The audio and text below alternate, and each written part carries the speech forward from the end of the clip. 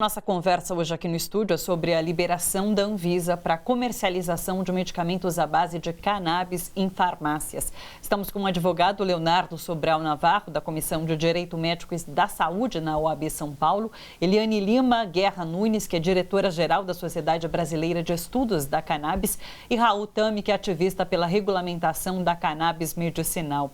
Quero começar com essa questão da comissão. Eu sei que na Anvisa, um dos diretores foi colocado por Jair Bolsonaro, e nessa discussão que teve sobre a liberação do plantio, ele falou que era necessário a participação da segurança pública nesse debate. Daí a gente já vê por onde caminha essa discussão. Você acha que nesse cenário, nesse contexto político que a gente vive, nesse momento conservador que a gente vive, essa discussão na comissão pode avançar e a gente pode chegar a um bom resultado em relação ao plantio da cannabis aqui no país? Vamos pontuar para que fique bem claro. A própria lei de drogas determina que a União Federal pode regulamentar o plantio de qualquer das plantas proscritas para fins medicinais. Então, a própria lei pede regulamentação. Quando se fala União Federal, a gente pode pensar em diversos atores. O próprio presidente fazendo algum tipo de regulação por decreto, pode-se pensar numa lei ordinária que venha complementar, ou atos do Ministério da Agricultura e da Saúde. Então, existe sim possibilidade de regulamentar dentro da estrutura política que a gente tem hoje. Com relação à discussão efetiva, o que aconteceu? Existem diversos projetos de lei, tanto em tramitação no Senado como na Câmara. Sim.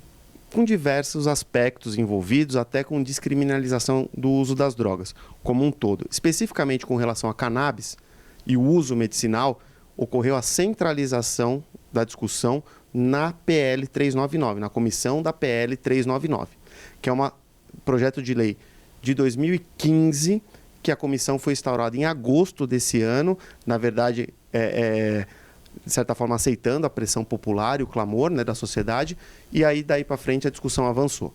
Então, é super positiva. O que a gente observa, o Raul teve lá, eu provavelmente na próxima semana vai ter a discussão dos advogados, então eu tenho uma inscrição pleiteada também, mas outros advogados, como o doutor Emílio, da Rede Reforma, estará lá. O que se vê, e a impressão de quem já foi lá, é que existe sim uma total uníssono com relação aos deputados que estão lá. Sim. E a comissão ela é formada por deputados tanto da oposição como da situação, do centro, e ali com relação ao tema medicinal não há discussão, inclusive pela viabilidade do plantio. Lógico, vai ter regras? Lógico que tem que ter. Se existe tanto medo, então regule, mas não deixe de fazer.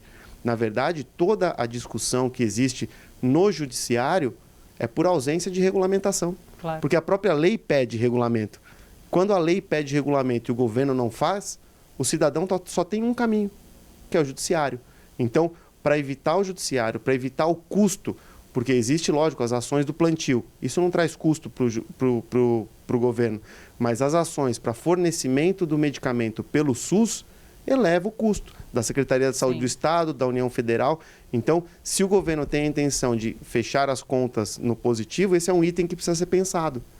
Tá? Claro. Porque o acesso ao produto de forma fácil para a população, que tenha regras de produção, que tenha o cultivo associativo, não importa, mas a discussão existe, está lá, e é esse o rumo que a gente espera. Então, a comissão acho que encerra as atividades daqui 2 semanas, nesse ano. 2020 já tem a agenda dessa comissão e a previsão é para um relatório entre março e abril.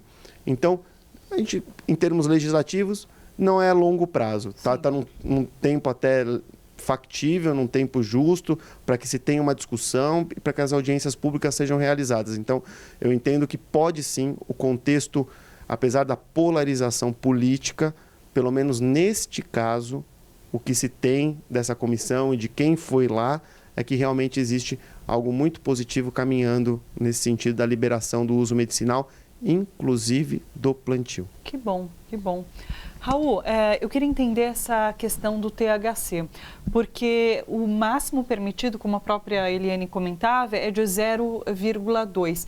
O óleo, por exemplo, produzido pela sua mãe, ele tem um THC maior do que isso. Com certeza. Esse 0,2 é suficiente? Por que parou nesse 0,2? Essa genética da cannabis que é usada é o cânhamo, que é usado muito para fazer fibra industrial.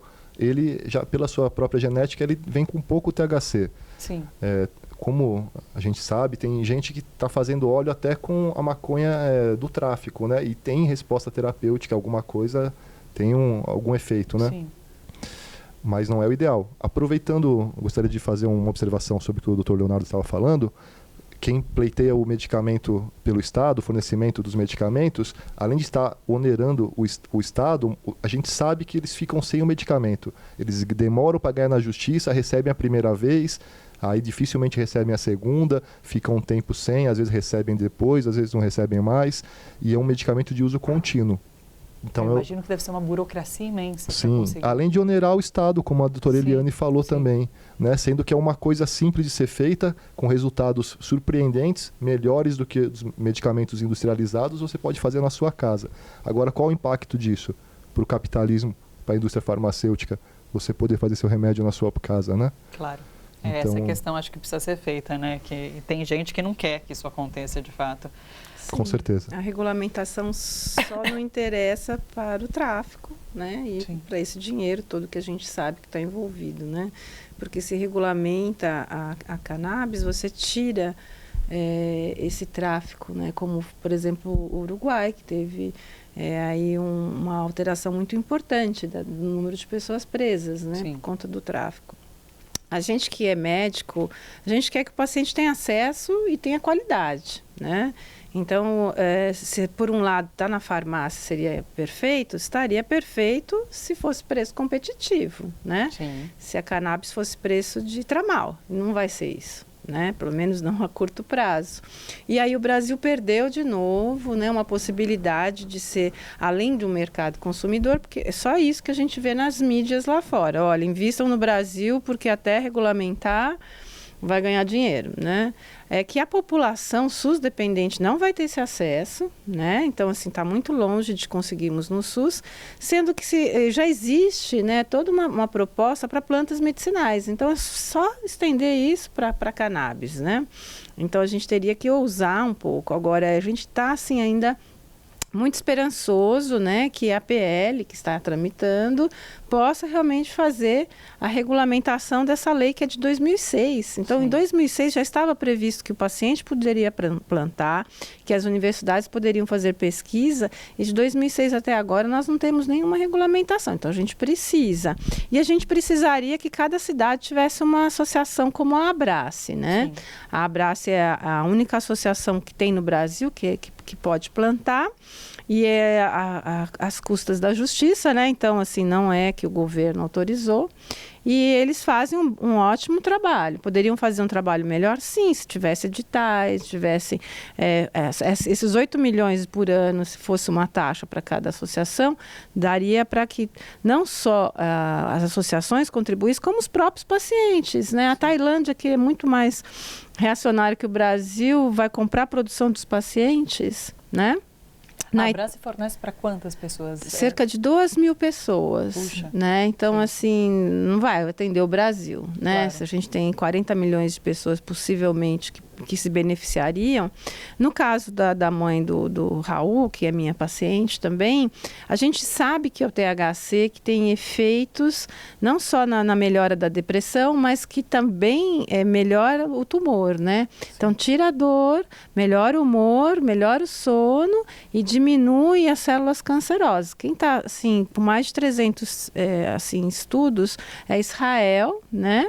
Por quê? Porque lá é uma política do governo, né? Então, eles dão subsídio, atendem várias pessoas e estão estimulando as pesquisas. E aí, assim, eu acho que nós tivemos 100 anos demonizando, né, trazendo que é a erva do diabo, e eu sempre gosto de brincar que, assim, desde 1930, quando começou a proibição, já sabíamos que a palavra quinebozim é maconha, né? É o cânhamo, e está escrito na Bíblia, está lá em Êxodos, né? Faz parte do remedinho que Moisés recebeu, né, de Deus para fazer um óleo sagrado.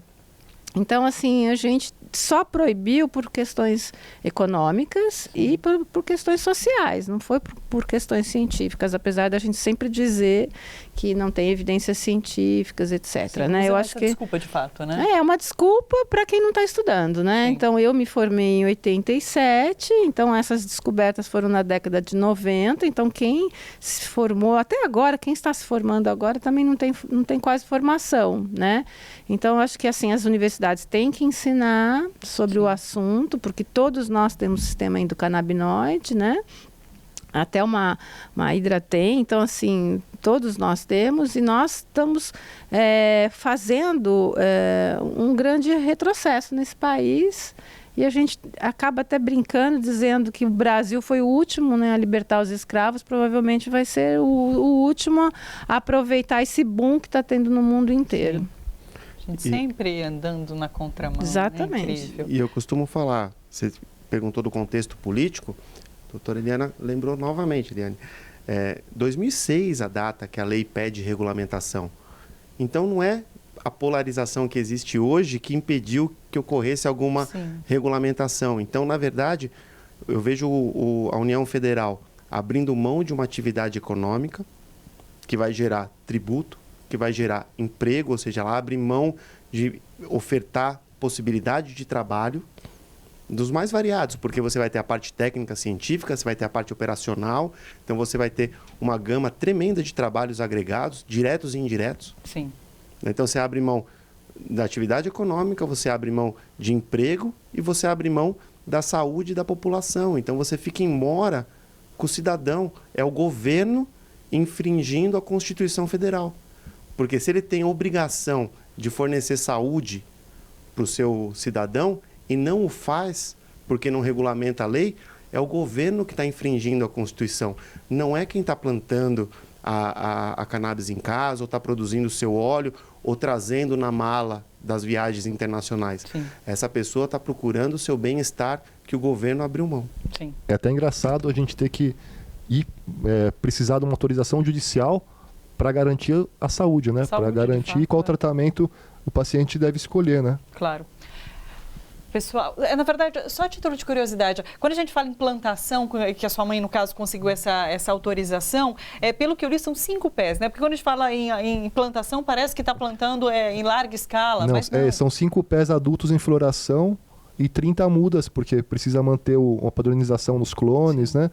Então, desde a germinação até o estágio vegetativo, quantidade é de 30, né? Incluindo os clones, e 5 já adultas, como está no habeas corpus. Interessante para a gente levar essa informação para quem não sabe. Isso está falando que é para garantir a salubridade pública, né? Ter um controle, e agora tem que ir um oficial de justiça lá para fiscalizar e contar quantas plantas tem. Tem isso também. Então, faz parte, né? Infelizmente, como a doutora Eliane brinca, a gente faz parte de uma quadrilha, né? Então... Sim, que triste. Mas existindo esse controle, mas viabilizando o acesso à saúde, sim, menos mal. Pessoal, quero agradecer demais a participação de vocês. Muito importante todas essas informações que vocês trouxeram para a gente vê essa notícia sendo dada na imprensa, na grande mídia de um modo meio superficial, sem realmente trazer essas problemáticas todas. Então, é de extrema importância vocês estarem aqui com a gente respondendo essas perguntas e levando informação para os nossos telespectadores e para os internautas. Muito obrigada. E a gente continua acompanhando para ver o avanço dessa discussão, com inclusive. Certeza. Precisamos tirar o preconceito contra a cannabis medicinal. Obrigado pela oportunidade.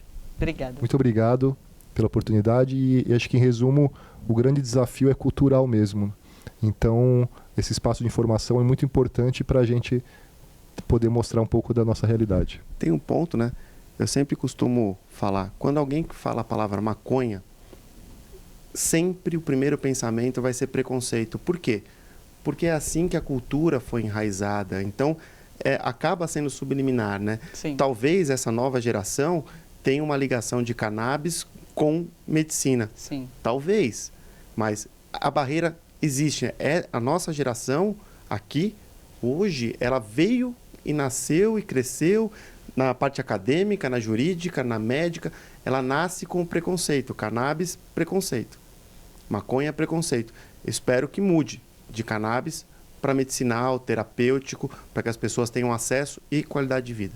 Para acabar com o preconceito, nada melhor que ter informação. É isso. Com certeza. Obrigada, muito pessoal. Obrigada.